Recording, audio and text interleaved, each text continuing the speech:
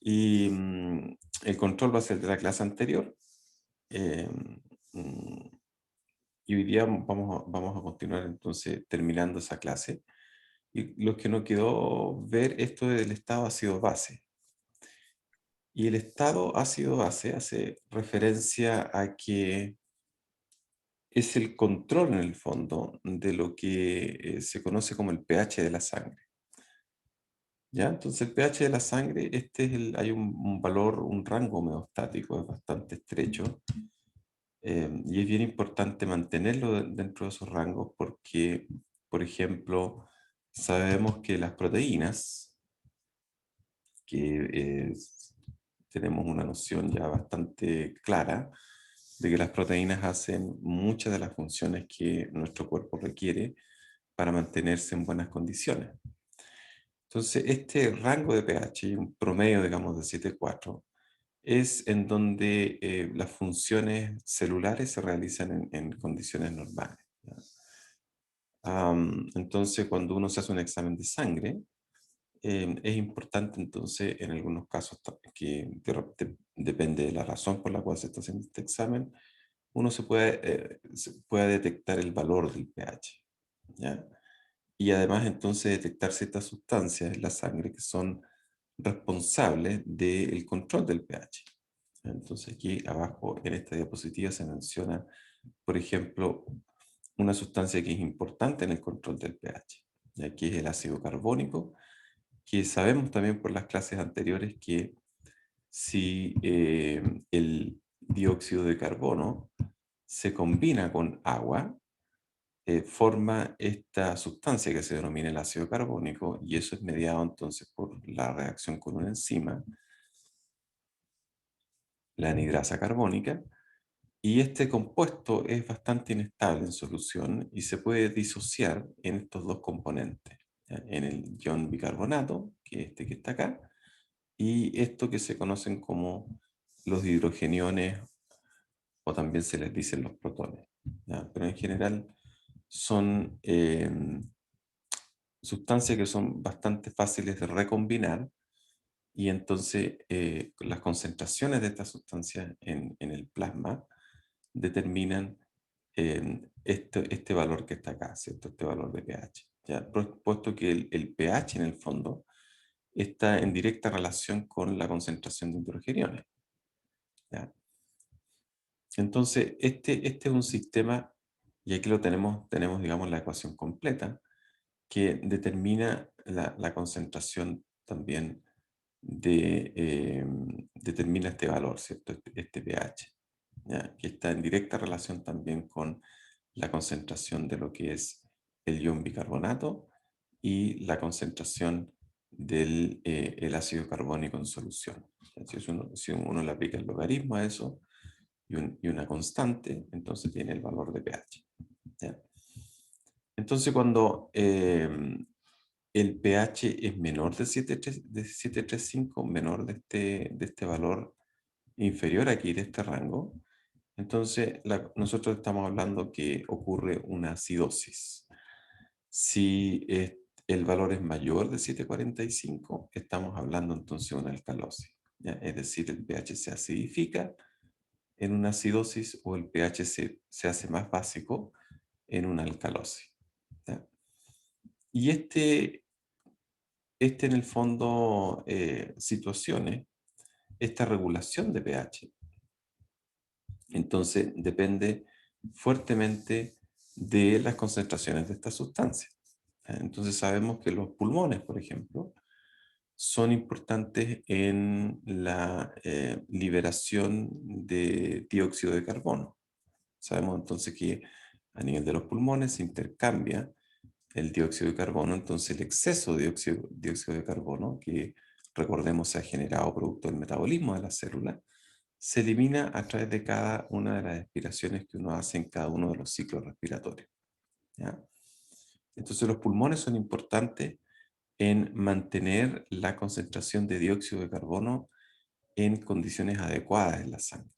¿Ya? Y con eso entonces contribuyen los pulmones a poder mantener el pH de la sangre. ¿Ya? Entonces, por supuesto que los eritrocitos dentro de la sangre, entonces, ocurre esta reacción, esta formación de ácido carbónico, tenemos esta enzima, ¿cierto? Que es la anhidrasa carbónica. Entonces, cuando el dióxido de carbono se combina con agua, se forma este ácido, y este ácido entonces se descompone en estos hidrogeniones y en este bicarbonato, y el bicarbonato entonces también puede hacer la reacción en el otro sentido, ¿cierto? Se puede combinar con hidrogeniones y formar entonces también ácido carbónico, y también entonces se puede recuperar, digamos, dióxido de carbono. ¿Ya? Sabemos eso, que eso es lo que ocurre en condiciones de transporte, y los eritrocitos son súper importantes para esa función. ¿Ya? Entonces, no es raro encontrarse que cuando hay problemas respiratorios, cuando los pulmones no son bien oxigenados, no hay un intercambio de gases adecuado, entonces eso hace que las condiciones de pH en sangre entonces se vean afectados producto de una mala oxigenación. ¿Ya? Otro sistema que es bien importante también es lo que ocurre en los riñones. ¿Ya? Entonces los riñones, por lo general, este esquema siempre me gusta mostrarlo porque es como lo que hacen los riñones en general. Ya son como una especie de guardianes del medio interno. ¿Qué hacen los riñones? Bueno, los riñones son órganos excretores, ¿ya? Y los órganos excretores, entonces, por ejemplo, son importantes para mantener estos pH, porque pueden eliminar mayor cantidad de las sustancias que son importantes en el control de pH, o retener más cantidad de esas sustancias. Por ejemplo, manejan la cantidad de bicarbonato que está em, también en la sangre. ¿Ya? Entonces pueden retener mayor cantidad de bicarbonato o eliminar mayor cantidad de bicarbonato. ¿Ya? Entonces, al hacer eso, si uno en los riñones entonces hacen esta retención o mayor excreción de bicarbonato, entonces están contribuyendo fuertemente al control del pH en la sangre. Ahora, el punto es que un sistema es más rápido que otro. Entonces, si uno piensa en los pulmones, uno está constantemente intercambiando gases en los pulmones, un sistema más rápido, mientras que los riñones entonces tienen que hacer un ajuste un poco en el mediano y en el largo plazo, ya en relación a la cantidad de estas sustancias que están circulando en sangre. ¿Ya? Eso tal vez lo retomemos cuando veamos riñón y cómo los riñones están trabajando para poder depurar la sangre de sustancias que puedan ser sustancias de desecho, o sustancias que son importantes para mantener condiciones como lo son el pH. Entonces, dado que hay dos de estos sistemas que están controlando el pH, está el sistema respiratorio y está también el sistema renal, entonces vamos a tener dos tipos de condiciones, ¿cierto? Dos tipos de acidosis o dos tipos de alcalosis dependiendo del origen.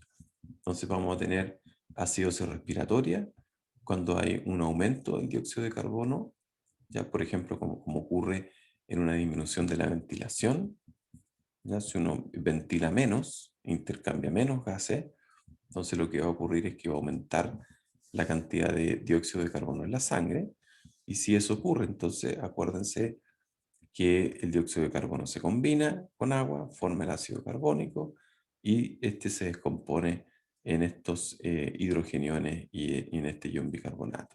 ¿Ya? Lo otro que puede ocurrir también si hay alteraciones con la ventilación pulmonar es una alcalosis respiratoria, es decir, una disminución del dióxido de carbono, y eso puede ocurrir por un aumento en la ventilación. Entonces, si yo me hiperventilo, ya, aumenta la frecuencia respiratoria. Lo que va a ocurrir entonces es que va a haber mayor cantidad de intercambio de gases, y con eso entonces va a ocurrir de que va a haber una mayor disminución de dióxido de carbono en la sangre. ¿Ya? Entonces todo eso tiene que ver con con alteraciones en lo que es el intercambio de gases. Y el segundo punto es lo que pasa cuando los riñones se alteran, cuando hay una acidosis metabólica o una alcalosis metabólica. ¿Ya? Cuando hay una acidosis metabólica, hay una disminución de bicarbonato en particular en la sangre. ¿Ya? O también lo que puede ocurrir es que hay un aumento de ácido, ¿cierto? Circulante. ¿Ya? Y la alcalosis metabólica es cuando hay un aumento entonces de bicarbonato. Entonces lo que puede ocurrir en los riñones es que se está excretando mayor cantidad de bicarbonato o se está reteniendo mayor cantidad de bicarbonato. ¿Ya? Y en ese caso entonces vamos a cuando la alteración de pH viene de una alteración de los riñones, hablamos entonces de acidosis metabólica o acidosis metabólica. ¿Ya? Y cuando viene de los pulmones, hablamos de acidosis respiratoria o alcalosis respiratoria. ¿No? Entonces, una manera muy simple, digamos, de saber de dónde viene, digamos, la alteración de pH es, por supuesto, revisar en qué condiciones están estos dos sistemas. Entonces, si uno hace un examen de orina, por ejemplo, te puedes dar cuenta si la persona está excretando o no mayores cantidades de esta sustancia. Si la función renal está mantenida, basta con un examen de orina y se puede ver entonces que los riñones están trabajando bien o están trabajando mal. Y si uno hace también un examen de la función respiratoria, si uno ve a una persona que se está hiperventilando, se está hipoventilando, uno puede ver inmediatamente, uno puede medir incluso la cantidad de dióxido de carbono en sangre y puede hacer otro tipo de exámenes, ¿cierto? Para saber en qué condiciones está el sistema respiratorio. ¿Ya? Por ejemplo, ¿qué ocurriría en una persona que tiene una fibrosis pulmonar o donde no hay un intercambio de gases adecuado?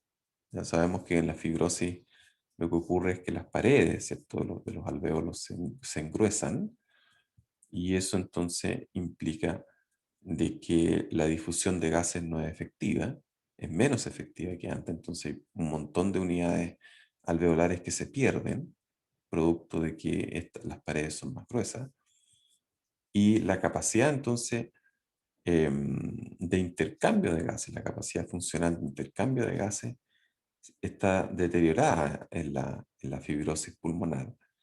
Y la consecuencia de eso es que las personas comienzan a retener dióxido de carbono, ¿ya? En la sangre.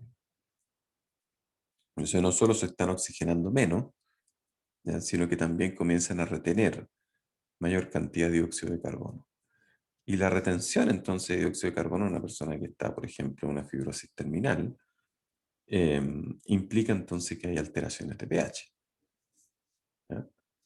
Y eso entonces la persona va a estar, el paciente, digamos, va a estar en condiciones de acidosis respiratoria, producto que está reteniendo una cantidad mayor de dióxido de carbono que debiera haber sido eliminado a través de la respiración.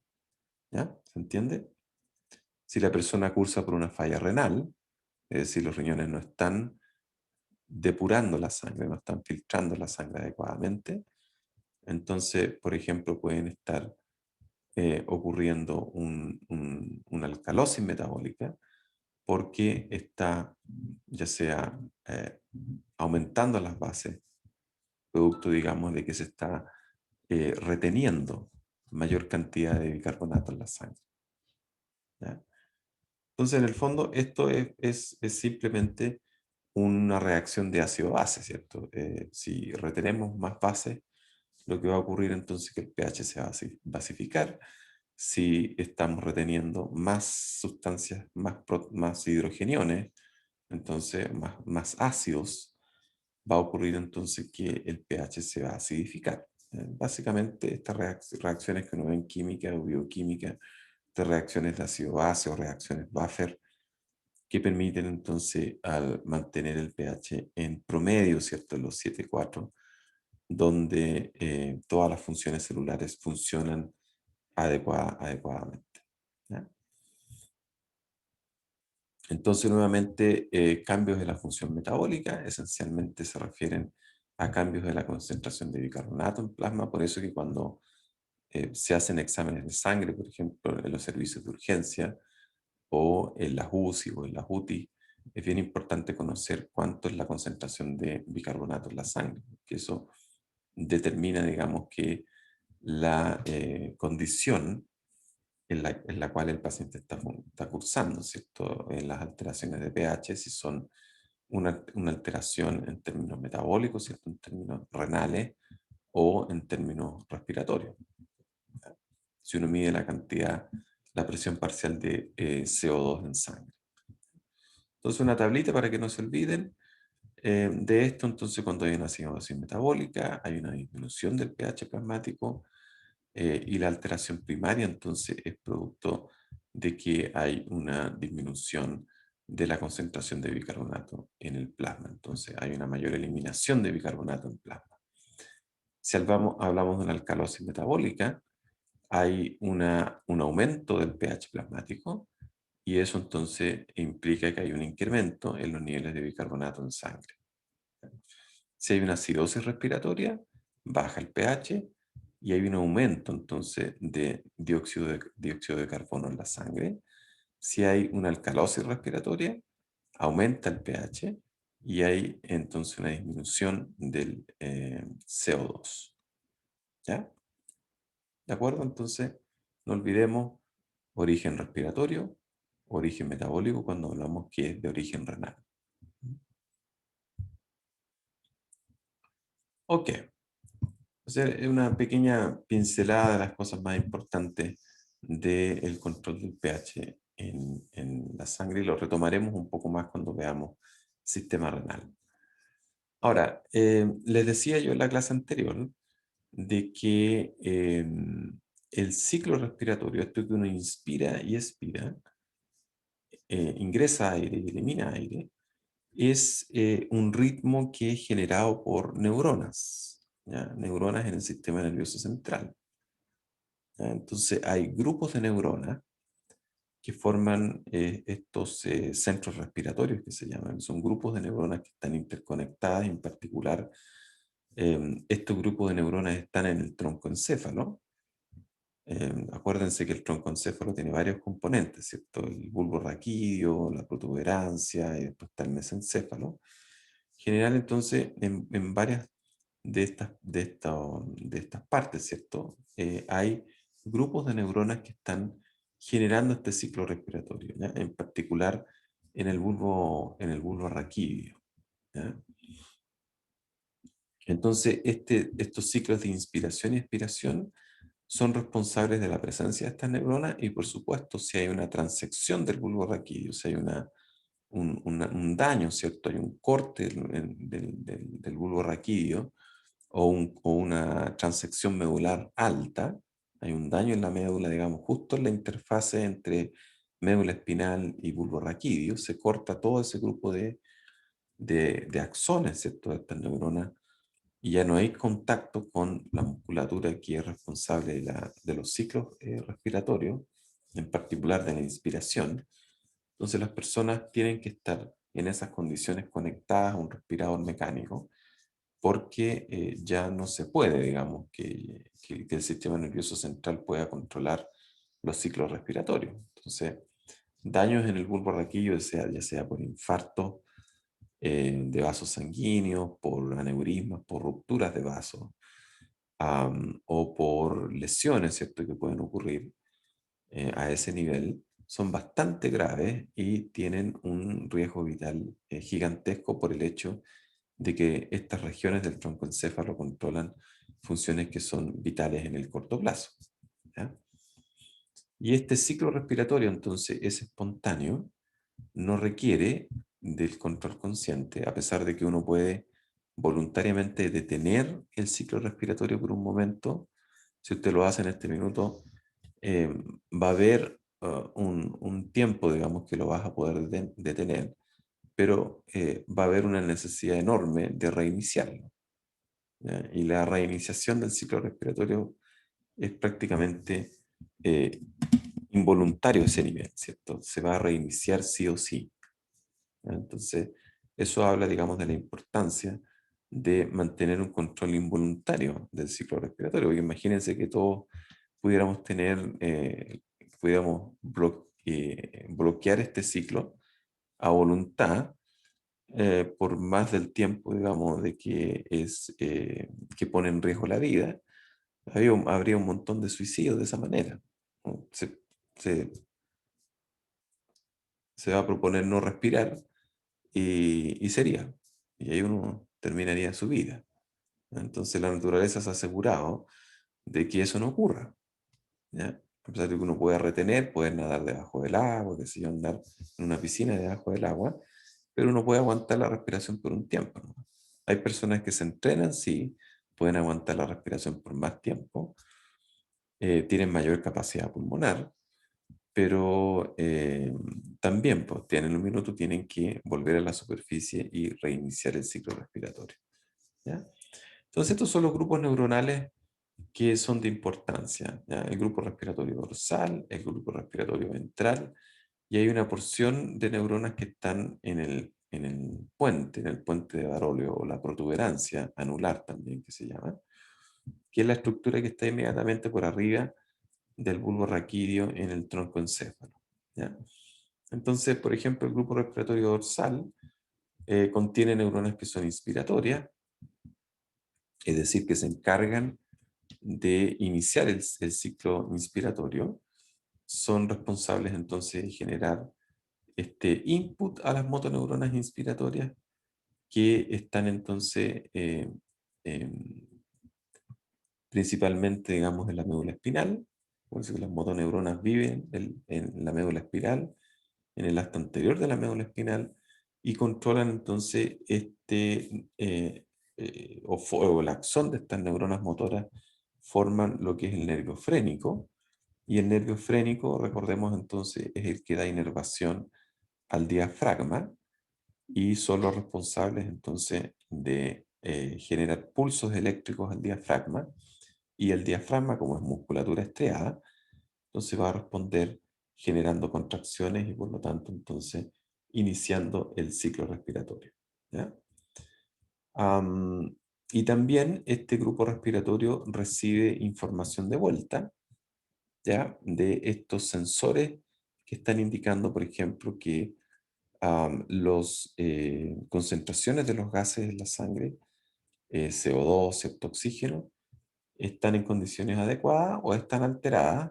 Hay más, ¿cierto? O hay menos de estos gases en sangre.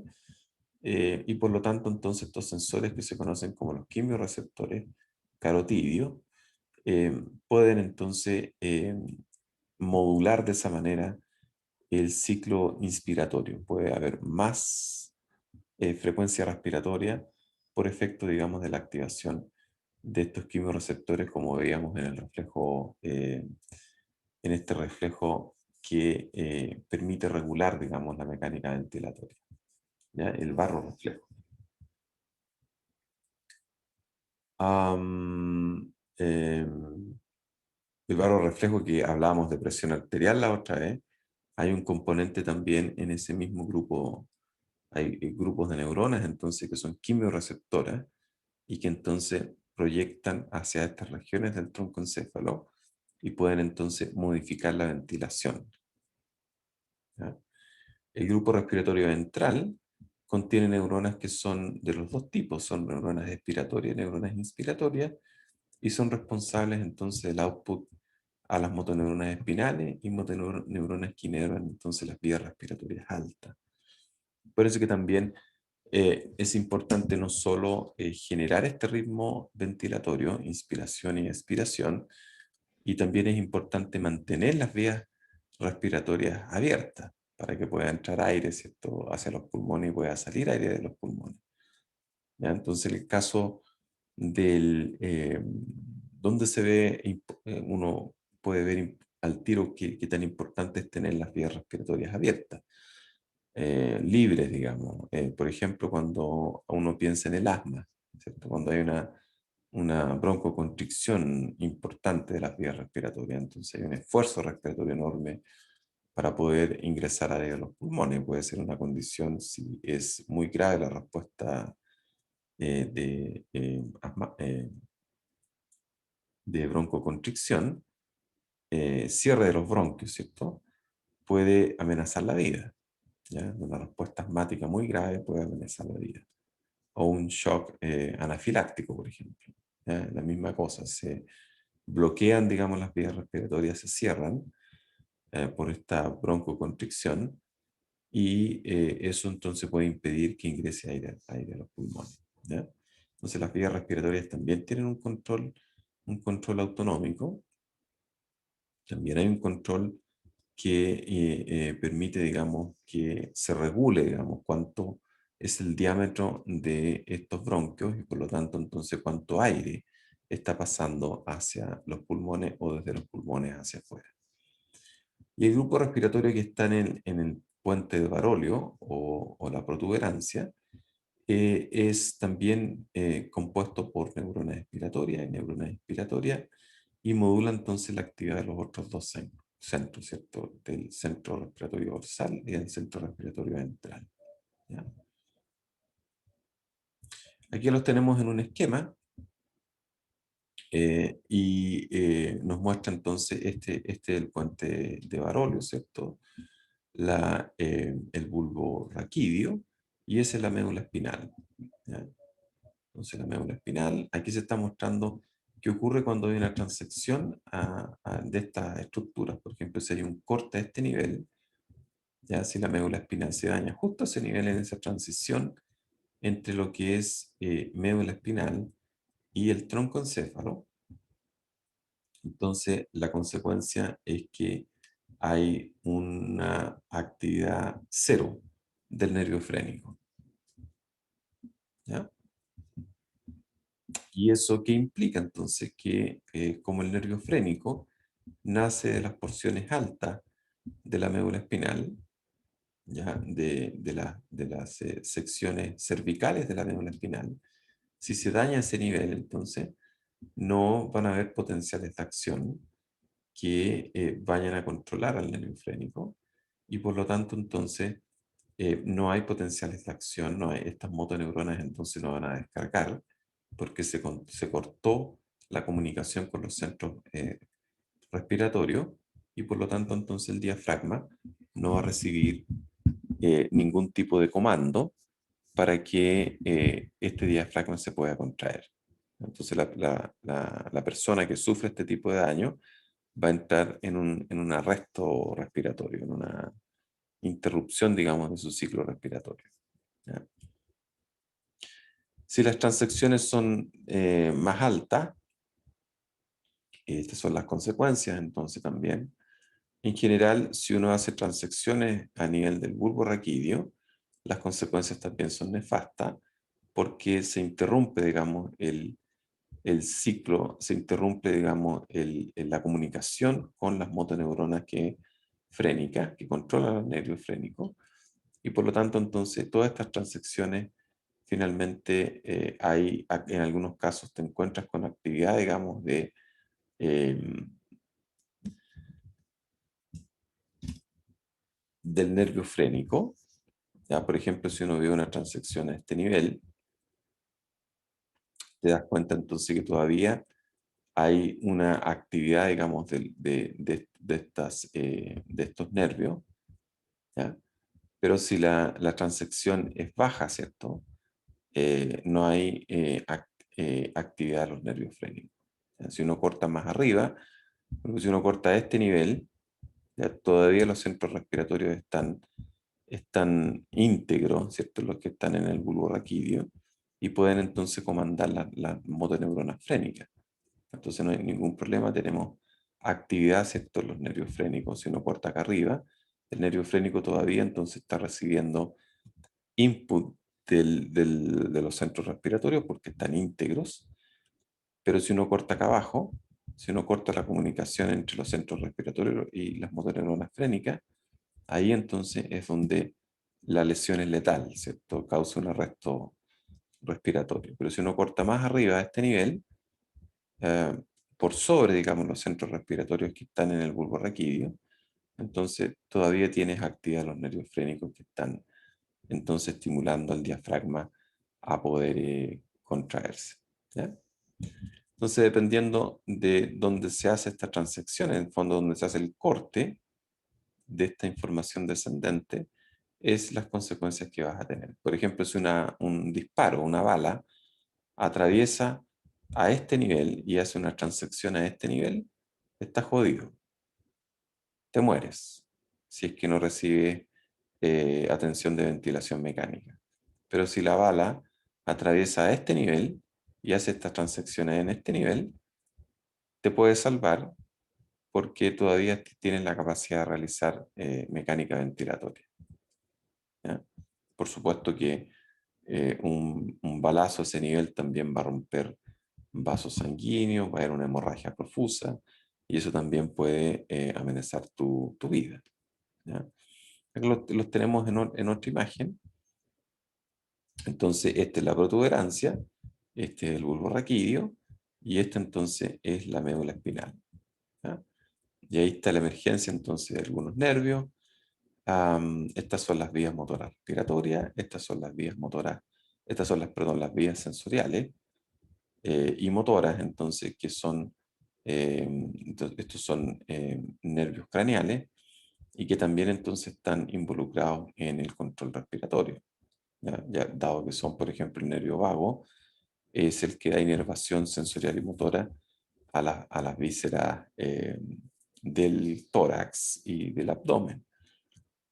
Entonces hay señales, por ejemplo, de los quimiorreceptores que van a alimentar, digamos, a estos grupos respiratorios con información sensorial, dando cuenta, digamos, de cuánto gas de estos CO2 y oxígeno está circulando en la sangre, y con ello entonces se pueden producir ajustes en la mecánica ventilatoria a través de las vías motoras respiratorias que estamos conversando, ¿cierto? A través de los grupos respiratorios que conversamos, ¿cierto? Y esto puede entonces integrar, estos centros también son centros integradores de información y puede entonces aumentar o disminuir la mecánica ventilatoria. ¿Ya?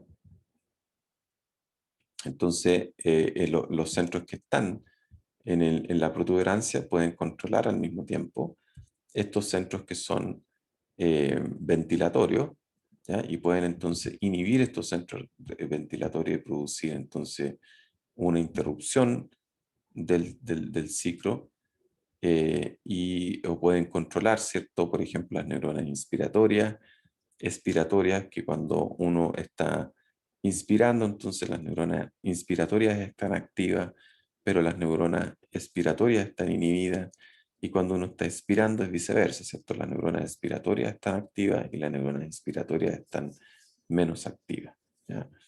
Generando entonces lo que es básicamente un ciclo, ¿cierto? Que es inspiración, expiración, y eso uno lo mantiene durante nuestra vida extrauterina, lo mantenemos hasta el último día de nuestras vidas. Ok, entonces las motoneuronas frénicas ya sabemos que son las que inervan al diafragma, son las que permiten entonces la contracción del diafragma y eso entonces implica que se genera esta presión negativa en el fondo y hace entonces que la presión de los pulmones caiga y los gases puedan, el aire, digamos, pueda moverse desde una región donde hay mayor presión, que es afuera, hacia el interior de los pulmones. Las motoneuronas espinales son las que inervan los músculos de las vías respiratorias altas, entonces tienen que ver con la resistencia de las vías respiratorias, que es lo que hablábamos recién con el asma. Entonces el asma es un ejemplo, un ataque de asma es un ejemplo donde se produce un aumento de la resistencia de las vías respiratorias, producto, digamos, que las vías respiratorias se cierran, especialmente aquellas vías que son de resistencia, las que tienen mayor cantidad de musculatura lisa, como son los bronquiolos, donde entonces una contracción de la musculatura lisa a ese nivel va a cerrar, digamos, esas vías o va a disminuir el flujo de aire a través de esas vías y por lo tanto entonces va a llegar menos aire hacia los alvéolos. Y por lo tanto, entonces va a haber menos intercambio de gases a nivel de los alvéolos. Y las neuronas parasimpáticas de estos núcleos del tronco encéfalo, entonces tienen que ver con también la inervación de la musculatura del músculo liso de las vías aéreas.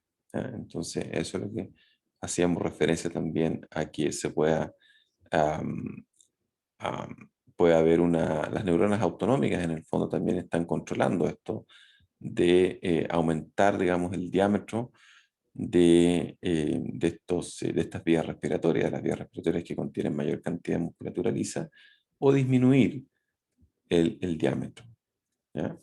De las vías respiratorias. Y con eso entonces hacen un control de la resistencia a las vías respiratorias, ¿ya? Entonces no solo es importante mantener al músculo diafragma y a los músculos que participan, digamos, de estos ciclos respiratorios en condiciones activas, sino que también es importante mantener las vías respiratorias también en buenas condiciones. Entonces eso es lo que define este esquema, ¿cierto? Tenemos las redes neuronales que están en el tronco encéfalo, ¿cierto? Tenemos estas redes neuronales inspiratorias, expiratorias, controlan entonces la actividad de las motoneuronas frénicas.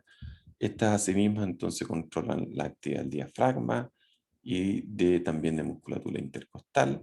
Y eso tiene que ver entonces con la regulación de presión al interior de los pulmones, ¿ya? Y de las vías respiratorias. Y las motoneuronas espinales, entonces, que controlan los músculos de las vías aéreas, los bronquiolos y bronquios, también entonces están vinculadas con el control de la resistencia, ¿ya? Entonces, variaciones en la presión más la resistencia a las vías aéreas, entonces determinan lo que es el flujo de aire al interior de los pulmones, ¿ya? Entonces, la diferencia de presión dividido por la resistencia determina entonces el flujo. Entonces, el flujo tiene una relación que es directamente proporcional con la variación de presión, pero inversamente proporcional a la resistencia. Entonces, si aumenta la resistencia, disminuye el flujo. Eso quiere decir que sea inversamente proporcional. Mientras que si aumenta, hay variaciones de presión, entonces si aumenta la presión o disminuye la presión, entonces va a haber una relación directa con la modificación del flujo, ¿ya? Ahora, los quimiorreceptores son estos sensores que conversábamos en las clases iniciales del curso, que son parte de estos sistemas de retroalimentación, si lo recordarán. Entonces, estos quimiorreceptores hay quimiorreceptores periféricos y quimiorreceptores centrales, o sea, estos que están derechamente metidos en el sistema nervioso central, por ejemplo, en el bulbo raquídeo, en el tronco encéfalo en general. Hay neuronas que son sensibles a la cantidad de gases circulantes, ¿ya? Y también están estos quimiorreceptores periféricos que están localizados en estas regiones que son muy estratégicas, ¿cierto? Que teníamos, por ejemplo, en la bifurcación de las carótidas, la carótida interna y la carótida externa, ahí hay un sensor que está monitoreando la cantidad de oxígeno, la cantidad de CO2 y también monitorea la cantidad de hidrogeniones que están disueltos en la sangre. Entonces, esa información es comunicada a los centros respiratorios. Lo mismo entonces, los mismos centros respiratorios que están en el tronco encéfalo se contactan con los centros respiratorios, ¿ya? Y lo que ocurre entonces es que de la integración de esa información emerge entonces un patrón de respuesta. ¿Ya? Eso es el típico feedback o esta retroalimentación en estos sistemas. Entonces, el nervio frénico es, digamos, acá el efector, es porque es el nervio que controla el diafragma. Entonces, si hay alteraciones, por ejemplo, si hay un aumento de las concentraciones de dióxido de carbono en la sangre, y lo que se requiere como efecto es aumentar la ventilación. Entonces lo que vamos a hacer es que el sistema respiratorio, las neuronas inspiratorias entonces y expiratorias van a ser activadas con mayor frecuencia y vamos entonces, eso implica que los nervios frénicos van a, en el caso de la inspiración, van a aumentar los potenciales de acción hacia el diafragma y de esa manera entonces el diafragma se va a contraer con mayor frecuencia. ¿Ya? Hay otros también sensores que están distribuidos en diferentes partes. Por ejemplo, hay receptores que son de estiramiento de los pulmones. ¿Ya? Y estos receptores de estiramiento entonces indican básicamente la dinámica de respiratoria, ¿cierto? Que los pulmones se llenan de aire, ¿cierto? Se estiran y el estiramiento de los pulmones entonces comunica a través de estos sensores, se comunican, que no son quimiorreceptores, son mecanorreceptores, se comunican con los centros respiratorios y están indicando entonces el nivel de estiramiento de los pulmones. Es decir, es otro medio de comunicación con estos centros respiratorios para indicarle entonces que la mecánica respiratoria está ocurriendo de manera normal. También hay en la musculatura y en las articulaciones. Acuérdense que la pared torácica es una pared que es articulada, o sea, las costillas están articuladas por delante con el esternón, que es este hueso que uno se toca aquí adelante, está inmediatamente sobre el corazón, ese es el esternón, y por detrás están articuladas con la columna vertebral. Entonces es una pared que es móvil, y esa movilidad de la pared torácica, de la pared de huesos, ¿cierto?, que se mueven, y de musculatura también que se está contrayendo, los músculos intercostales, por ejemplo, que se están estirando también, eso es comunicado también hacia los centros respiratorios. ¿Ya? Entonces le indican a este grupo de neuronas de que se está finalmente generando el ritmo respiratorio. Y estos otros que están acá, ¿cierto? Que son quimiorreceptores, están indicando estos importantes gases que están indicando cuál es la concentración y si hay que acelerar o hay que disminuir la mecánica ventilatoria. ¿Ya? Y hay otros centros también que no nos vamos a revisar con más detalle, pero que también contribuyen con el control respiratorio. ¿Ya? Entonces acá tenemos un esquemita que nos muestra básicamente lo que les acabo de explicar. Entonces tenemos los niveles sanguíneos de oxígeno, dióxido de carbono, el nivel de pH que acabamos de conversar entonces, mirando la cantidad de hidrogeniones que están disueltos.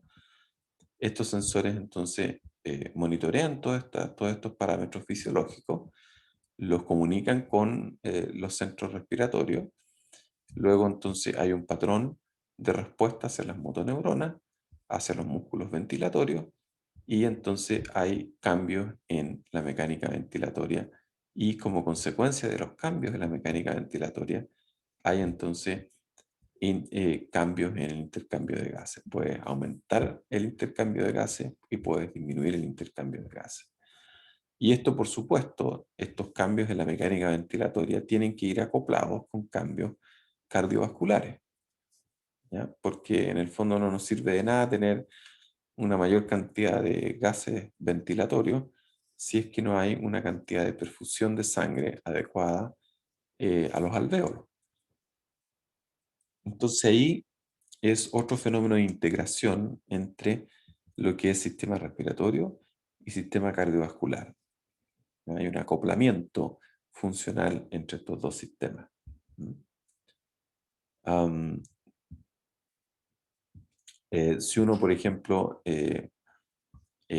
tenemos una hipercapnia, ¿ya? Entonces hay un aumento del dióxido de carbono o hay una hipoxia, si hay una disminución del oxígeno, entonces los quimiorreceptores están denotando estas condiciones y la consecuencia es que los nervios, digamos, que forman parte de estos sensores, aumentan la frecuencia de descarga, es decir, comunican mayor cantidad de potenciales de acción hacia los centros respiratorios, Estos centros respiratorios procesan esta información y aumentan, por ejemplo, la frecuencia de descarga sobre las motoneuronas, y las motoneuronas aumentan la frecuencia de descarga sobre los músculos ventilatorios, y entonces la ventilación se puede acelerar, ¿cierto? Y se puede eh, eh, modificar o se puede restablecer las condiciones homeostáticas de estos gases, ¿ya? Esta es una fotografía de uno de estos sensores que se denomina el cuerpo carotídeo, que está justamente en la bifurcación de las carótidas, de la carótida externa y la carótida interna, ¿ya? Es un quimioreceptor, y también otros que responden a estímulos mecánicos, que son los mecanorreceptores y los barroreceptores. Los barroreceptores ya los conocimos, ¿cierto? Que son estos que responden a los cambios de presión de sangre, ¿ya? Y los mecanorreceptores, que son, por ejemplo, estos que responden al estiramiento de los pulmones o al movimiento de la caja torácica, ¿ya?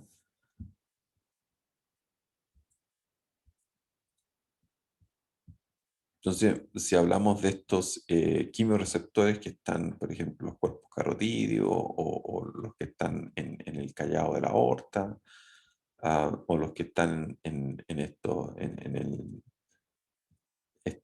del cuerpo carotídeo, fíjense ustedes la relación entre los impulsos nerviosos, es decir, los potenciales de acción que están, digamos, en los nervios que están inervando al cuerpo carotídeo. Fíjense ustedes entonces cómo varía esto respecto de la presión arterial, perdón, de la presión parcial de CO2 en las arterias. Fíjense. Entonces, si aumenta la presión de oxígeno, presión parcial de oxígeno, ¿qué pasa con la cantidad de impulsos nerviosos? Disminuye, ¿cierto?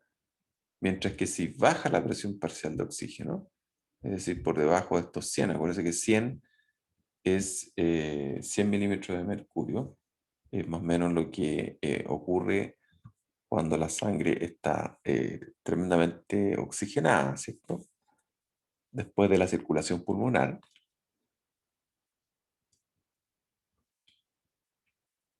Cuando disminuye por debajo de estos 100 milímetros de mercurio, y llega incluso a valores críticos por debajo de los 50 milímetros de mercurio, los cuerpos carotídeos están comunicando a través de estos impulsos nerviosos, de estos nervios, digamos, que inervan el cuerpo carotídeo, ya, por ejemplo, como el nervio glosofaringio, comunican directamente hacia el bulbo raquídeo la caída en la presión parcial de oxígeno, y eso entonces contacta con estructuras, por ejemplo, como el nervio vago, o con aquellos que son los nervios que van a controlar derechamente los nervios espinales, ¿cierto? Que van a controlar derechamente la actividad de los nervios frénicos, ¿ya?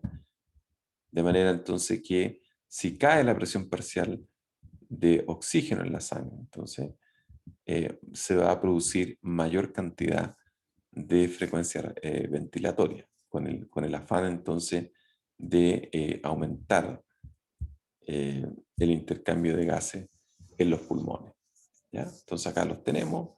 ¿Cuáles son eh, estos quimioreceptores? Entonces, estas vías sensoriales que llevan información a una estructura del troncoencéfalo que se conoce con el nombre del núcleo del tracto solitario, o el NTS en sus siglas, donde hay entonces estas neuronas que son neuronas inspiratorias, o neuronas que están conectadas con estas neuronas que hacen el ciclo respiratorio. Y vamos a tener entonces estos nervios sensoriales que van a ser, ya sea, por ejemplo, los carotídeos, aórticos y el nervio vago, que van a ser entonces quimio y barorreceptores.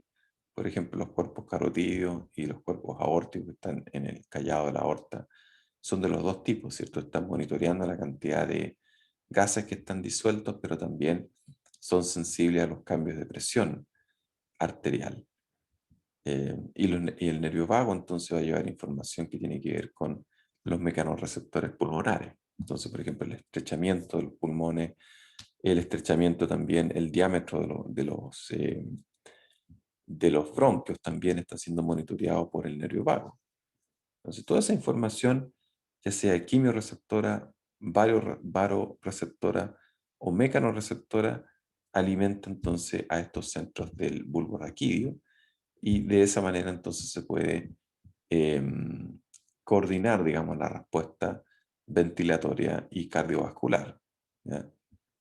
Si requiere mayor perfusión a los pulmones, mayor ventilación, mayor mecánica ventilatoria, entonces para que se pueda producir un efectivo intercambio de gases en los pulmones y oxigenar la sangre, eliminar el CO2 y mantener las condiciones homeostáticas adecuadas. Entonces acá en esta tablita se los dejo para reforzar la idea. Entonces tenemos los quimioreceptores, mecanorreceptores, carotídeos, aórticos, centrales.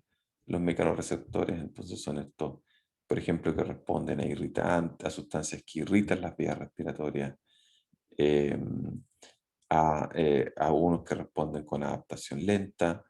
¿Qué estímulos pueden activar los mecanorreceptores? Estiramiento pulmonar, inflamación, por supuesto, los gases que puedan ser irritantes, ¿cierto? El humo, si hay un incendio, el humo es muy irritante en las vías respiratorias, entonces hay receptores, mecanorreceptores que responden a esto.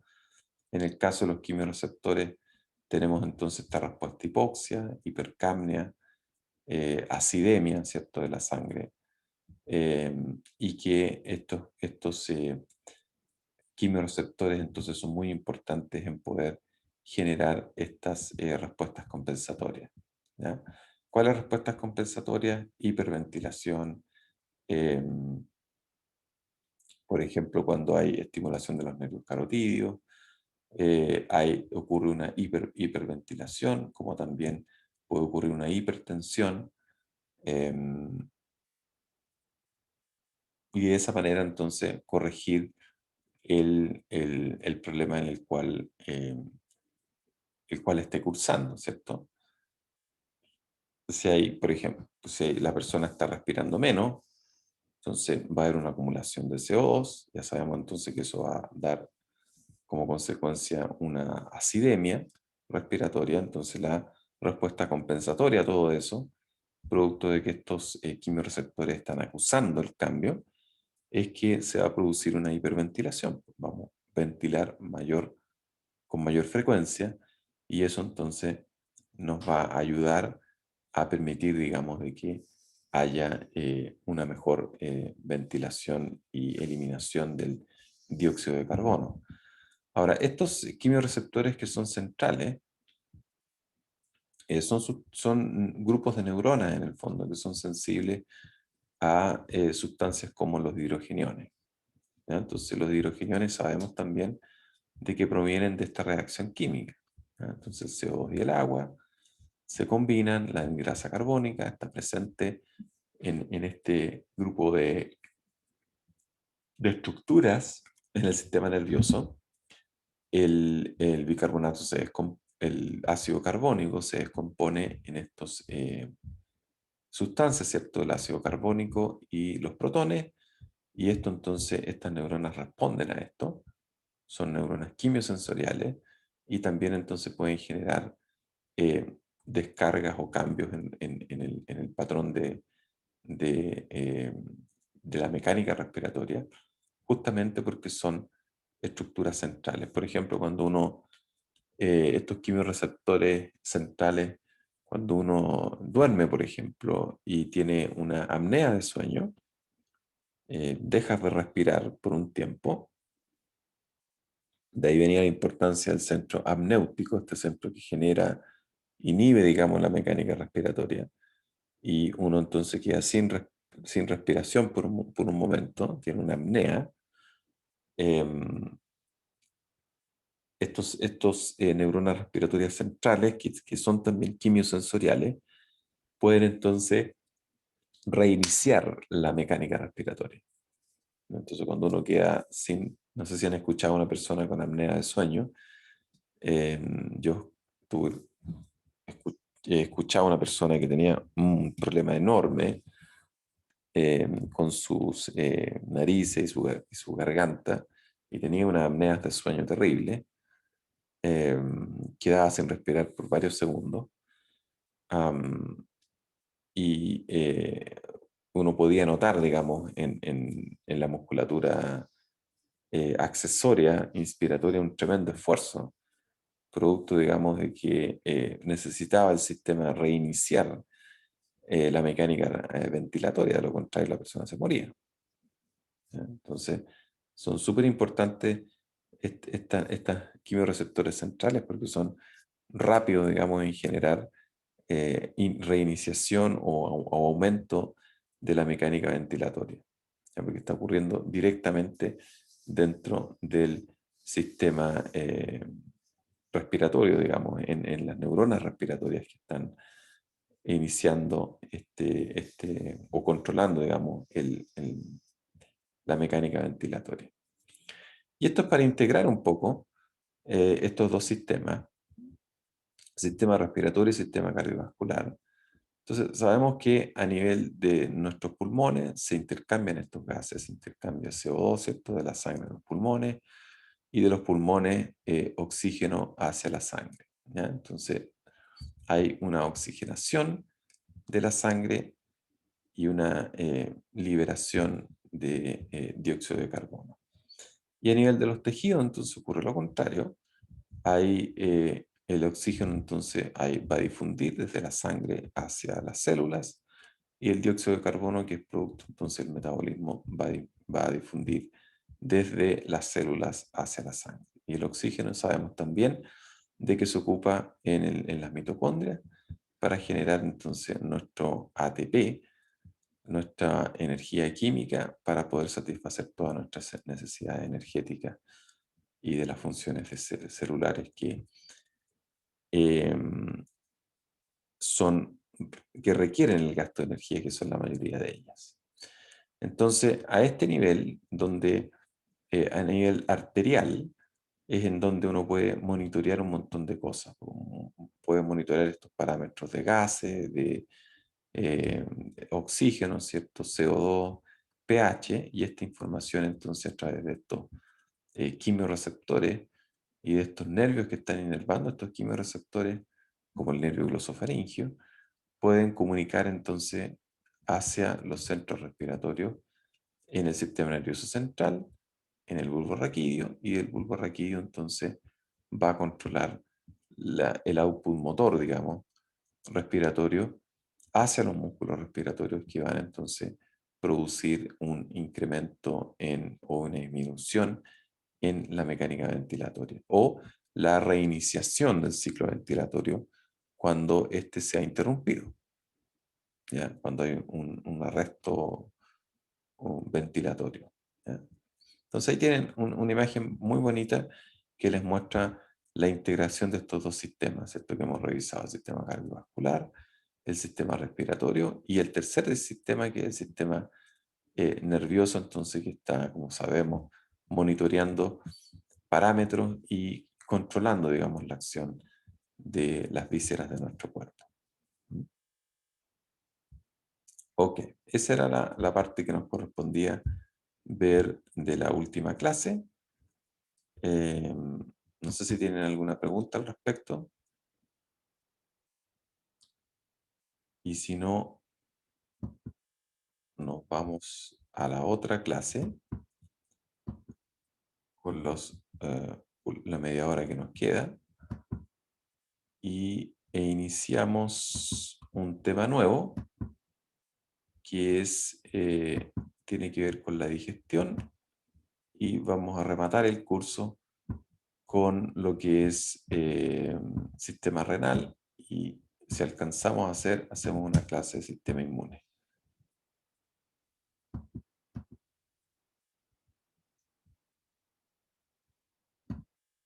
Ya, también aquí, revisando este sistema, aparecen un montón de puntos en los cuales podamos integrar la acción de los otros sistemas con el sistema digestivo. Entonces, lo que vamos a introducir ahora va a ser dos funciones del sistema digestivo, que es la función de secreción y digestión. ¿Ya? Primero, es introducir al sistema digestivo. ¿Qué hace por nosotros el sistema digestivo? Un montón de cosas. ¿Ya? Por ejemplo, tiene que ver con el tránsito de los alimentos a lo largo del tubo digestivo. Entonces, todas las cosas que nosotros comemos, todas las cosas que nosotros bebemos, van derechamente entonces al sistema digestivo. ¿Ya? Lo otro importante es que para que los alimentos puedan ser digeridos, necesitamos un montón de secreciones a diferentes niveles del sistema digestivo. Entonces, por ejemplo, a nivel del estómago hay secreción de los jugos digestivos, o del jugo gástrico, y eso implica entonces que hay digestión de alimentos. ¿Ya? Entonces, esta función secretora del sistema digestivo en general, entonces, tiene que ver con las funciones digestivas que hace el sistema digestivo. Entonces, secreciones que pueden ser, por ejemplo, la saliva, es un tipo de secreción, los jugos gástricos, el ácido, ¿cierto?, que secreta el estómago, es una función, es parte de la función secretora del sistema digestivo. Y también las secreciones que se generan a nivel del intestino delgado, por ejemplo, que tienen que ver también con la digestión terminal de los alimentos y la absorción. Entonces, el tercer punto es la absorción de los productos que se digieren y otras sustancias como el agua, ¿cierto? Como las vitaminas, como electrolitos que son también absorbidos a nivel del intestino. Y el cuarto punto es la circulación de la sangre por las vísceras gastrointestinales para poder transportar entonces las cosas que se absorbieron hacia los centros, hacia, digamos, los centros de reserva de nutrientes, como también distribuirlos entonces hacia las células que requieren estos nutrientes para que puedan realizar las funciones metabólicas. Y el quinto punto es el control de las funciones, el control, digamos, del sistema digestivo por eh, sistemas locales, ¿ya? Y por sistemas que ya derivan derechamente del sistema nervioso central, ¿ya? Y de hormonas también que actúan sobre el sistema digestivo. El sistema digestivo también es un órgano endocrino y produce una cantidad de hormonas bien importantes a diferentes niveles que tienen que ver, por ejemplo, con el mismo em, proceso digestivo, pero también tienen que ver con cosas un poco más elaboradas que están, por ejemplo, con el control del peso corporal. ¿A qué hora como? Ya si se han fijado que uno tiene una actividad anticipatoria frente a la comida. Por lo general, cuando uno está cerca del almuerzo, hay movimiento gastrointestinal y hay hambre, ¿ya? Y esas respuestas entonces son también coordinadas por el sistema digestivo. Entonces, centros en el sistema nervioso central, en el cerebro, por ejemplo, que controlan conductas en general, como la conducta alimenticia, son influenciadas por hormonas que provienen del sistema digestivo, ya sea hormonas que produce el estómago y un montón de otras hormonas que produce el intestino, ¿ya? Y también por hormonas que producen los centros de los repositorios en el fondo eh, de energía en el largo plazo, por ejemplo, de la grasa. ¿Ya? Entonces la grasa también, los adipocitos que almacenan grasa, también generan hormonas que influencian estos centros cerebrales que al mismo tiempo entonces están generando y controlando las conductas alimenticias. Esto de buscar comida, por ejemplo, es una conducta alimenticia, de comer, ¿cierto? Es otra conducta alimenticia. ¿Ok? Entonces hay también una bonita integración aquí entre el sistema digestivo con todas sus componentes, con todas sus vísceras digestivas y todas estas otras glándulas anexas como lo es el páncreas, ¿cierto? Y lo es el hígado, están entonces coordinados, la función del sistema digestivo está coordinada entonces con la función del sistema cardiovascular y también con la función del sistema nervioso, ¿ya? Entonces, ¿cuáles son los componentes del sistema digestivo? Bueno, ya sabemos entonces que está la boca, está la faringe, que es una estructura que es común, digamos, entre la vía digestiva y la vía respiratoria. Está el esófago, que es una comunicación entonces entre lo que es la boca y el estómago. Está el estómago, ¿ya? Está el intestino, ¿ya? El intestino delgado y el intestino grueso, ¿cierto? Que también se conoce con el nombre del colon. En el intestino grueso está el intestino delgado, entonces hay componentes como el duodeno, ¿cierto? El yeyuno, el ilion, y después tenemos el colon en su fase ascendente, transversa, descendente, el colon sigmoideo, y finalmente el recto y la puerta de salida, ¿cierto? Que es el ano, ¿ya? Entonces, este es un tubo en el fondo, básicamente con diferentes especializaciones a diferente nivel, ¿ya? Pero en general es un tubo que tiene una entrada, que es la boca, y tiene una salida, que es el ano, ¿ya? Entonces, lo que entra en la boca, la comida, entonces se digiere y se excreta en el fondo las cosas que no se absorben y otro montón de sustancias que se le agregan, digamos, al intestino para que tengan que ser excretadas a través de las heces fecales, ¿ya? Y lo otro que contiene el sistema digestivo son glándulas anexas, que son importantes para procesos digestivos. Por ejemplo, el hígado y la vesícula biliar son importantes en la digestión de las grasas y el páncreas es importante para la digestión de todas las macromoléculas que uno se come en los alimentos. Y otra glándula a nivel de la boca, que son las glándulas salivales, que también son glándulas anexas, la glándula parótida, y estas glándulas salivales que están mostradas en este esquema, ¿cierto? Sublingual y la submaxilar que generan la secreción de la saliva, ya que también es importante para poder formar, digamos, poder humectar la comida que uno está ingiriendo en la boca y poder formar, ¿cierto?, una cosa compacta, que es el bolo alimenticio que va a ser deglutido y va a ser enviado hacia lo que es el segundo estadio de procesamiento, que es el estómago. Entonces aquí hay un esquema bien interesante que les da una pincelada de las cosas importantes que uno tiene que mantener en mente.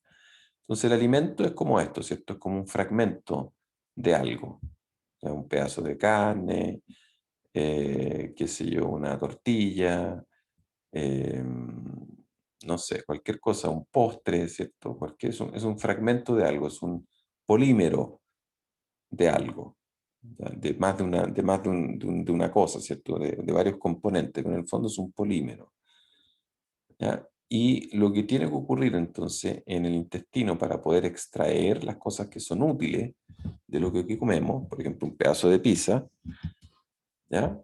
Esto es un pedazote de pizza. Entonces, lo que uno tiene que hacer primero, recordemos, es dar una mascada de esto, ¿ah? Es decir, introducir un fragmento de la comida a la boca y ocurre una digestión mecánica. Entonces, hay una fragmentación de este pedazo original, de este trozo original de comida, ¿ya? Se fragmenta, por ejemplo, la boca, los dientes, lo que hacen es fragmentar. Entonces, cortan, desgarran, fragmentan, muelen, ¿ya? Entonces, eso es mecánico. Entonces, el estómago también se mueve hace movimiento el estómago, también es una digestión mecánica, ¿ya? El intestino también hace movimiento, ¿ya? Con el objetivo de disgregar el alimento, entonces de partículas que son más grandes de comida hacia partículas que son más pequeñas, ¿ya? Entonces eso es mecánico. Y lo otro que ocurre en el intestino, en el sistema digestivo en general, ¿cierto? Es que hay una digestión química. Entonces finalmente hay una disgregación ya a nivel mucho más puntual, ¿cierto? De las sustancias que componen los alimentos, que son las macromoléculas, ¿ya? O las biomoléculas. Son las proteínas, son los hidratos de carbono, son los lípidos, ácidos nucleicos. Entonces lo que uno tiene que hacer es obtener las sustancias que a través de esta digestión mecánica y de esta digestión química, fragmentación y disgregación, lo que uno va a obtener son sustancias útiles, es decir, aquellas sustancias que van a ser absorbibles por el sistema, y sustancias que son de desecho, sustancias que no son absorbibles, ¿ya?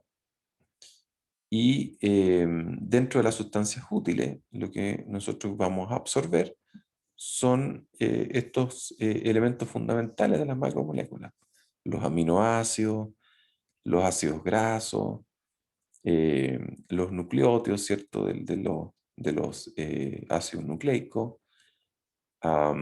y los hidratos de carbono, ¿ya? Entonces los monómeros, o a lo más los disacáridos, ¿cierto? Trocitos pequeños de estas biomoléculas que van a ser importantes para poder absorberlas y poder distribuirlas entonces a las células que es en donde se requieren, ¿ya?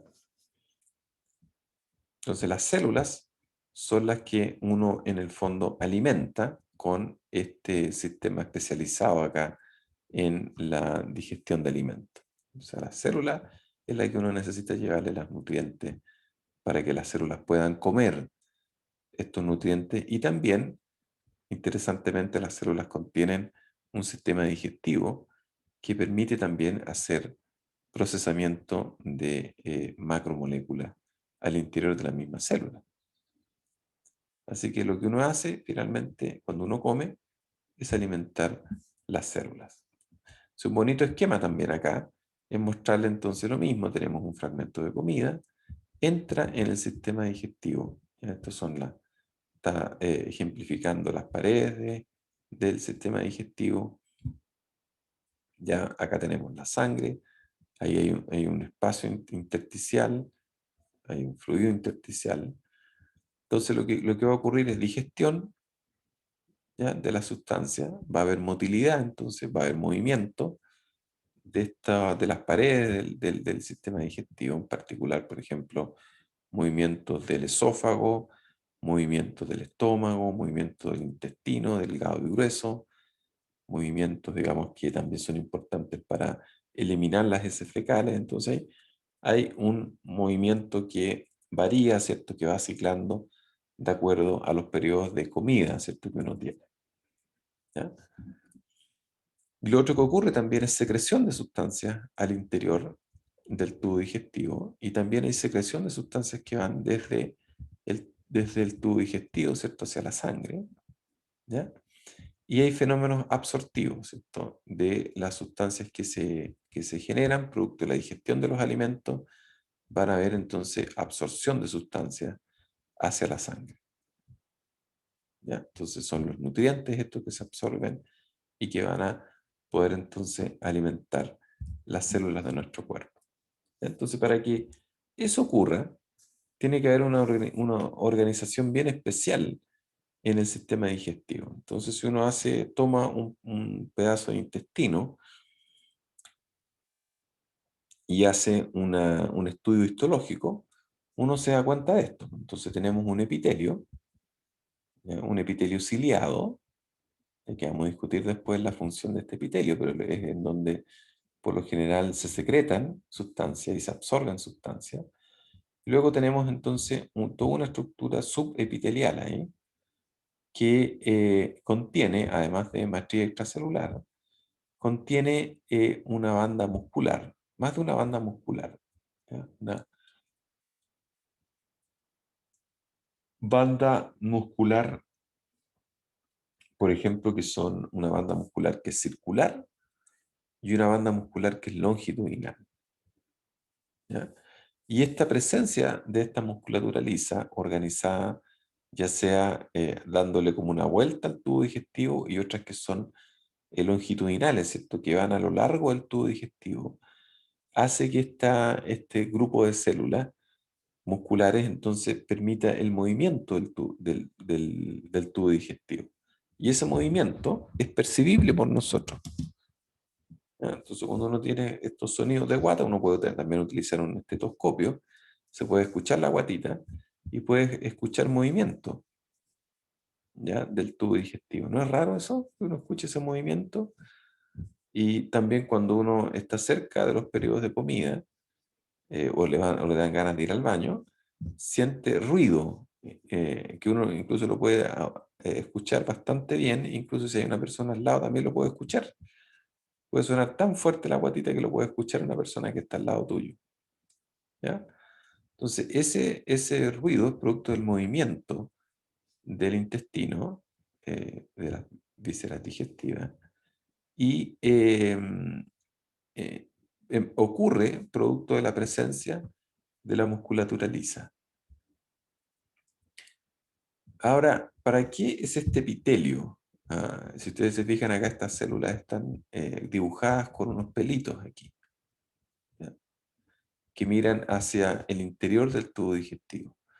Bueno, esos pelitos son cilios, que son prolongaciones de la membrana plasmática, y lo que vemos en esta imagen entonces es justamente esta organización que tiene el tubo digestivo, que en particular el intestino delgado, que tiene estas estructuras especializadas acá, que se denominan las vellosidades intestinales.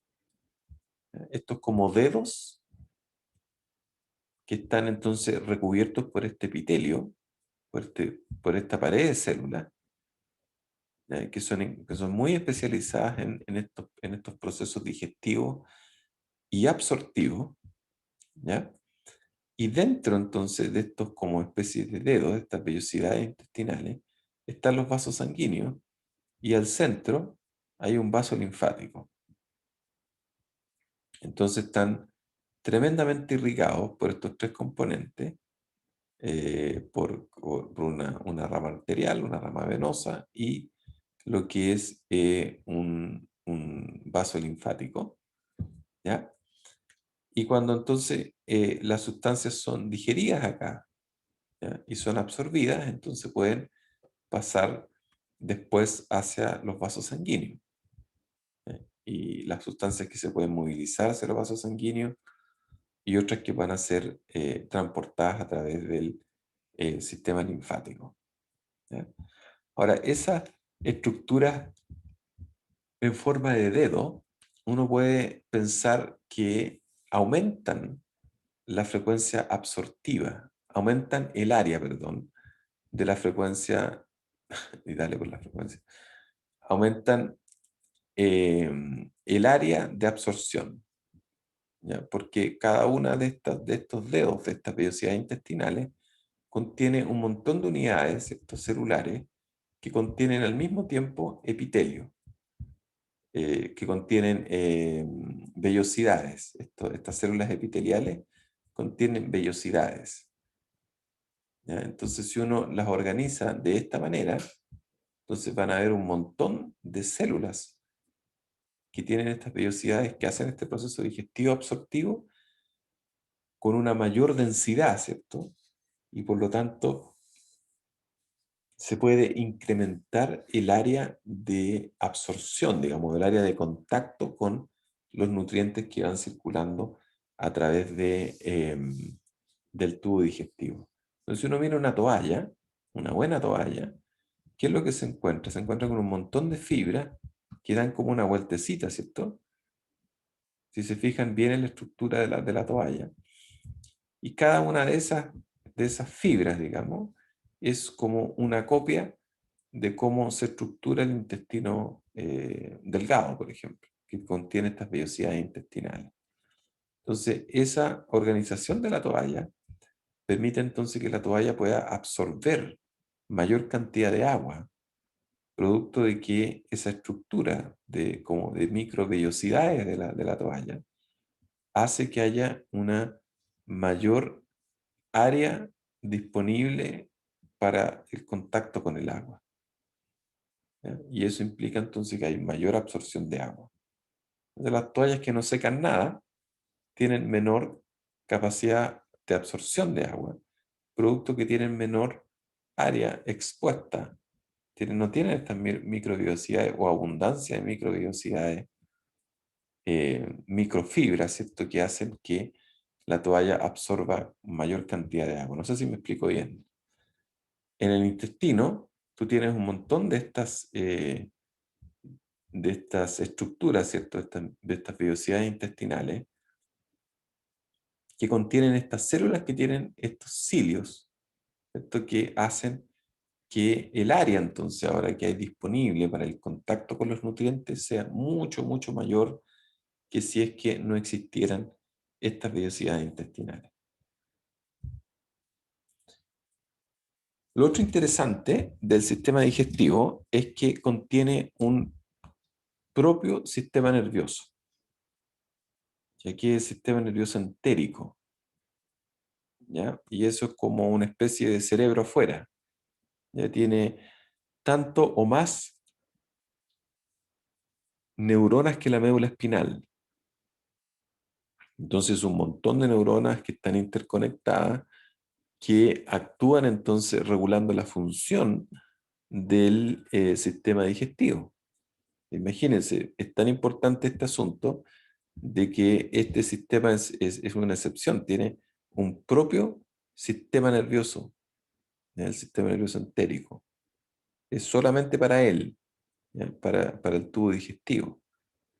Y ese sistema nervioso entérico es modulado por el sistema nervioso autónomo, ¿ya? Simpático y parasimpático, a través de una serie de plexos, en el fondo de redes neuronales que controlan, digamos, la acción o modulan, digamos, la acción digestiva del tubo digestivo, ¿ya?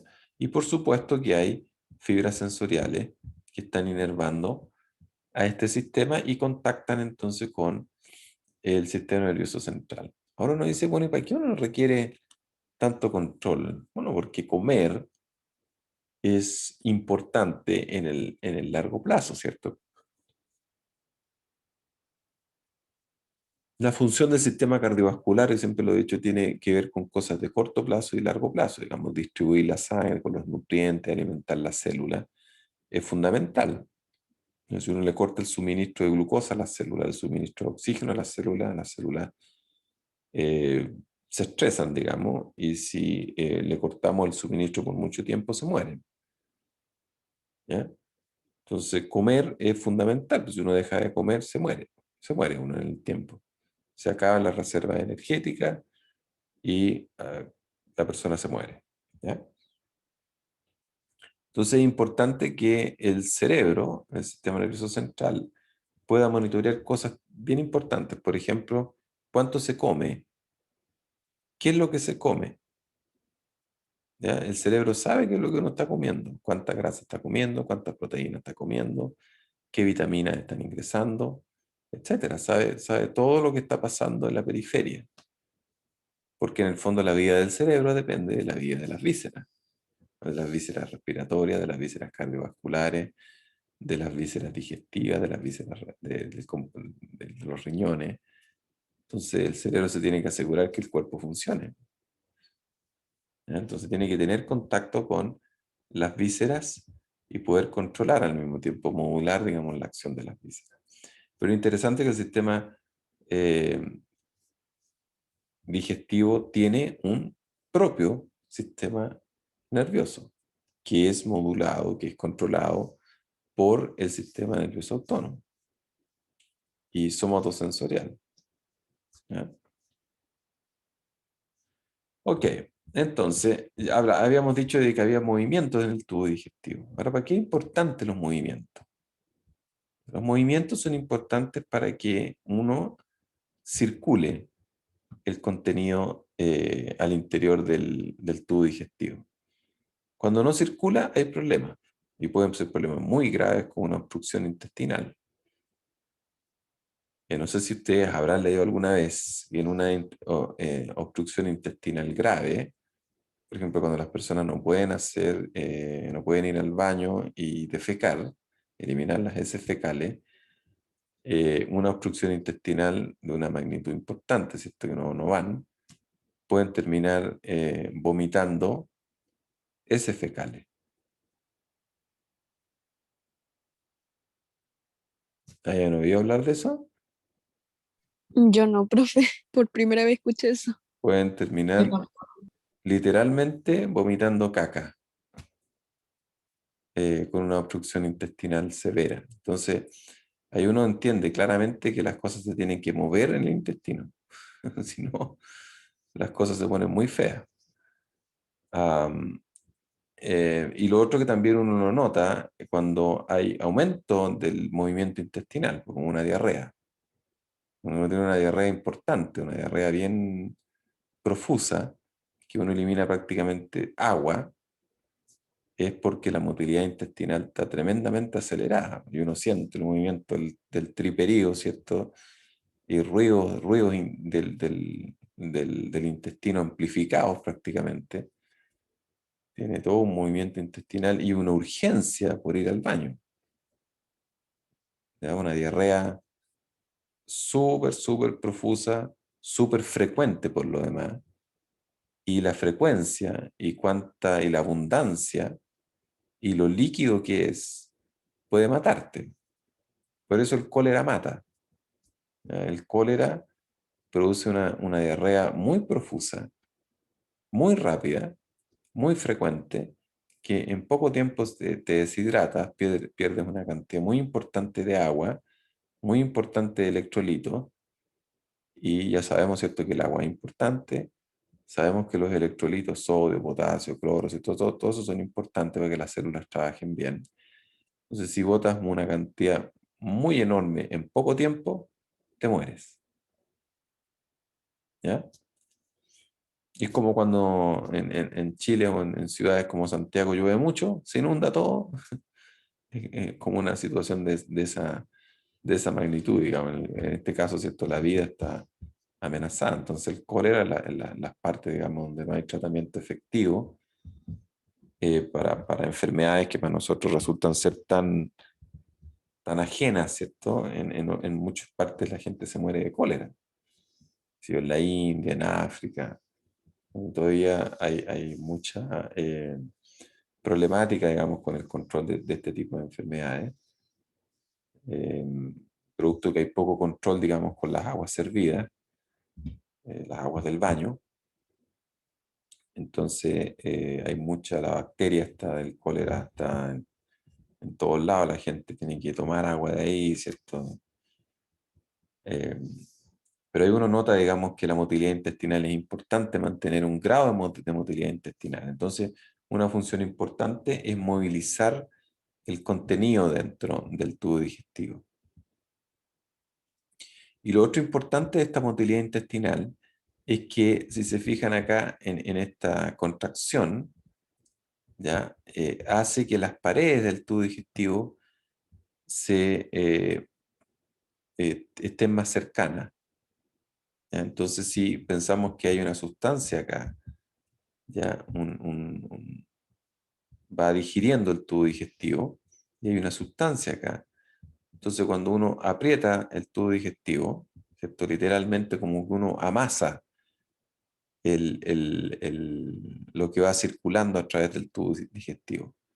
¿Ya? Y eso que uno está como amasando esto, va provocando, digamos, que se va disgregando. Es como lo que yo les decía hace un rato, la digestión mecánica, ¿cierto? Este movimiento, el estómago se hace mucho ese movimiento. El estómago tiene, además de tener esta capa que es circular y esta capa que es longitudinal, tiene una capa muscular que es transversal. Entonces las posibilidades de movimiento del estómago son mayores, los ejes de movimiento son mayores que en el caso del intestino delgado o el intestino grueso. ¿Ya? Porque el estómago hace mucha digestión mecánica. Entonces se mueve para todos lados, para acá, para allá, para producir entonces que el bolo alimenticio, que en el fondo es una sustancia compacta, permite entonces que se disgregue. ¿Por qué es importante disgregar el alimento? Es importante porque las enzimas que participan de la digestión requieren ingresar, digamos, a los enlaces químicos. Entonces, en una sustancia que es compacta van a poder actuar en la periferia, pero no hacia el centro. Entonces necesitas romper esto, disgregarlo. Por ejemplo, un pedazo de carne, necesitas romperla, disgregarla, ¿ya? Para que necesitas romper las células en el fondo, ¿ya? Y de esa manera liberar las proteínas, ¿cierto? Liberar todo lo que contiene un pedazo de carne. Y de esa manera entonces las enzimas puedan tener acceso a los enlaces químicos y poder romper las macromoléculas.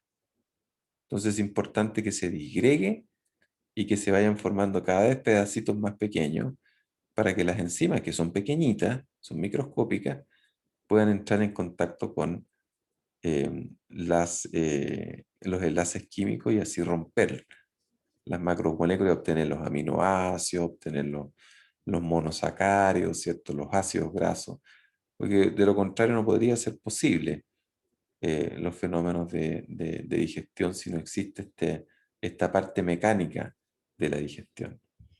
Entonces, ¿cuáles son los movimientos? Movimientos de propulsión, es decir, de avance, de desplazamiento, es cuando uno siente que el intestino se mueve como del inicio, como del estómago para abajo, siente un movimiento así como muy, muy grande, ¿ya? Un ruido muy, muy, muy extenso en el tiempo.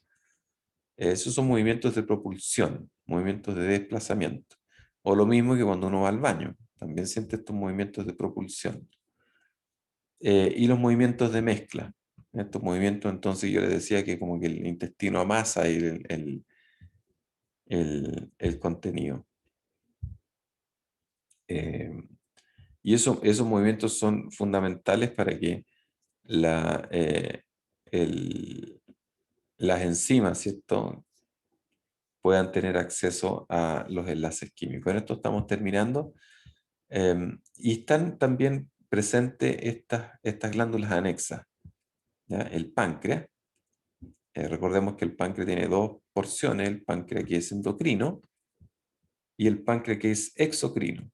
El páncreas que es exocrino, que genera el jugo pancreático o la secreción pancreática, que en el fondo es un grupo de enzimas, ¿ya? Contiene todo tipo de enzimas que degradan macromoléculas, ¿no? Tiene enzimas para degradar proteínas, degradar estos hidratos de carbono, degradar las grasas, degradar los ácidos nucleicos.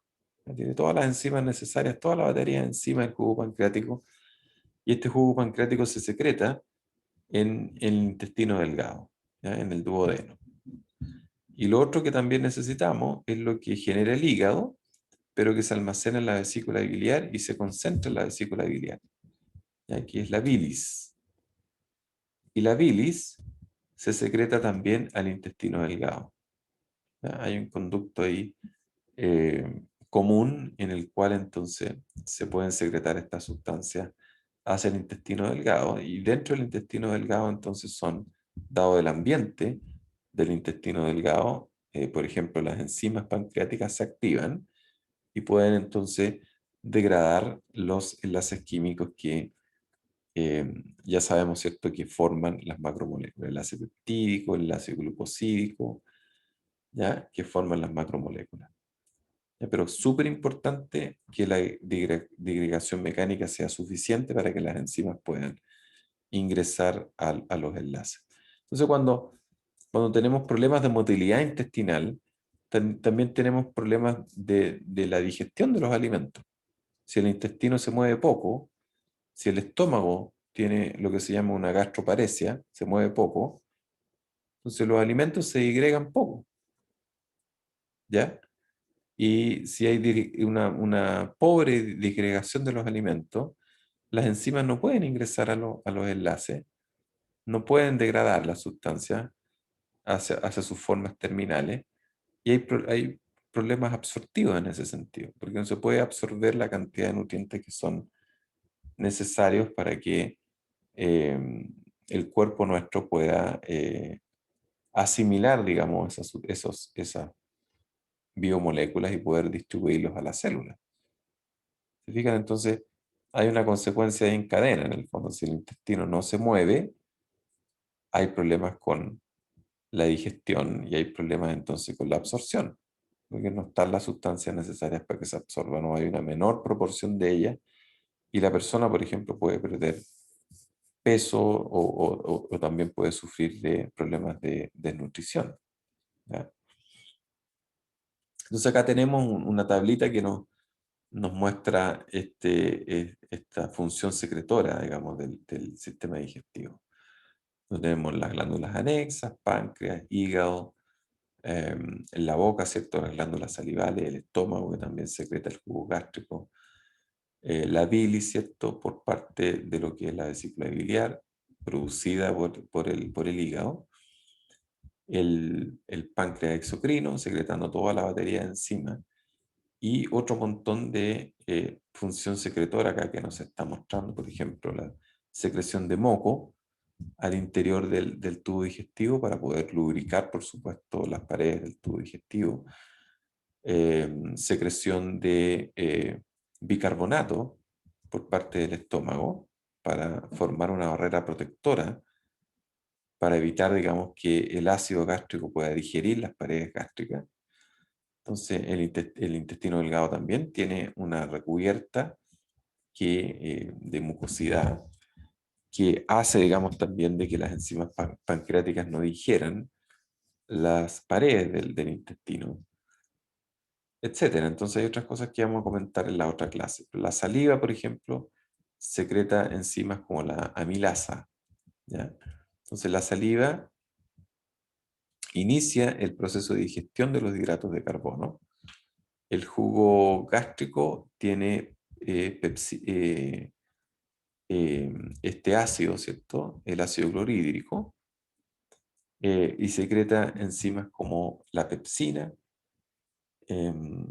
que hace degradación de proteína. Entonces el estómago es el primer estadio de degradación de proteína. La bilis que hace entonces posible la digestión de las grasas. Vamos a ver por qué la bilis es importante para eso. Y el jugo pancreático que tiene de todo, pues tiene tripsina, quimiotripsina, carbocipeptidasa, qué sé yo, nucleasa, que son secretadas en el intestino delgado y que son responsables entonces de la degradación de todas las macromoléculas que son importantes para nosotros. Y enzimas de membrana también, porque en el intestino delgado, en el ribete en cepillo, en esta estructura que yo les decía, las microbiosidades, las células ciliadas, entonces que recubren estas microbiosidades, también contienen enzimas. También en la membrana plasmática se anclan enzimas que son importantes para hacer los últimos estadios de degradación de sustancias, digamos, de los enlaces químicos, para poder obtener los nutrientes y de esa manera entonces asimilar los nutrientes a través de las vías que vamos a discutir, ¿cierto? Vías transcelulares principalmente y algunas vías paracelulares. Ya. De ahí seguimos, la otra clase seguimos con la materia de secreción y de absorción. ¿Les parece?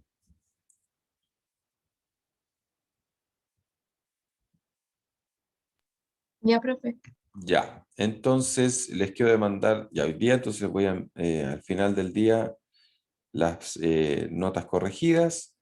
Más tempranamente les voy a mandar el control, les voy a decir por supuesto cuánto tiempo tienen, va a ser básicamente lo mismo que en los otros controles. ¿Ya? 5 preguntas, también selección múltiple, de las materias que revisamos el lunes pasado.